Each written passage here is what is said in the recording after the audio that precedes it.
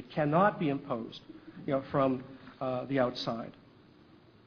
If the Obama administration is listening, and I'm hopeful that they are, I recommend 5 immediate steps before the next round of negotiations commence. Number 1, the U.S. should signal Iran that if negotiations fail to achieve substantive ends, the U.S. or other world powers may choose to act with force to curtail Tehran's nuclear plans. While the conventional discourse here in Washington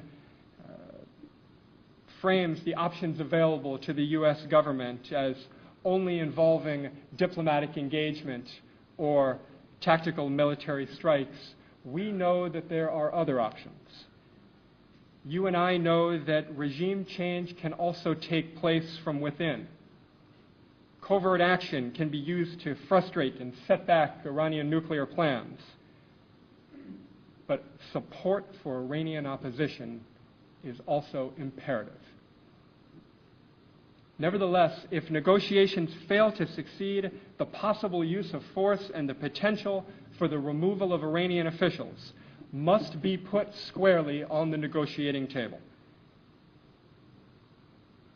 It must be clear discussions cannot and will not be used to buy time for the pursuit of dangerous weapons that will destabilize the region. The failure to engage in honest diplomacy will have consequences. Number 2, MEK should be formally removed from the U.S. Department of State's Foreign Terrorist Organization list and recast as the political alternative to theocratic rule in Tehran. Correcting the list to reflect existing realities in the Middle East makes clear that the instability and violence promoted by the Iranian government will be checked with support for a grassroots movement that can challenge its authority. Number 3, U.S. officials should demand that International Atomic Energy Agency officials be given unfettered access to Iran's so-called peaceful nuclear program, and Tehran should be made to furnish evidence of its halting of uranium to weapons-grade levels. Number 4, U.S. officials should step up political and economic sanctions and build support among world powers to do the same. Over the past year, existing economic sanctions have taken a toll inside Iran, and Iranians are increasingly holding their government accountable. A European oil embargo that will take effect on July 1st is a necessary means of further ripening the negotiating environment, exploiting Iran's ongoing troubles, and ensuring future compliance with negotiated concessions.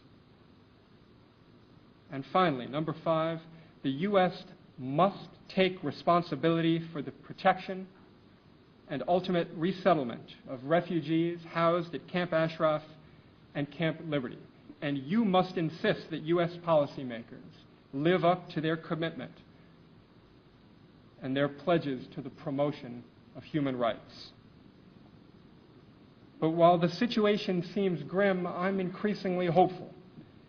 In your valuable work, in your determined efforts, in your courageous and sustained efforts to shift American policy in a manner consistent with U.S. vital national interests and the U.S. commitment to human rights, I see enormous promise. Your voice has helped to recast MEK as the voice of the Iranian resistance. Your voice has led to this bipartisan recognition that the existing government in Iran is an illegitimate partner whose commitments cannot be honored. And your voice has led to the growing recognition of the brave and honorable Iranian opposition and all that they stand for. Together we have much work to do, but I'm confident that together, if we stand on the right side of history, our ongoing work will lead to an Iran that is at peace with her neighbors and an Iran that is a partner to the United States. Once again, it's been a privilege to join you this morning. It's been a privilege to join this distinguished panel, and I look forward to our continued work together.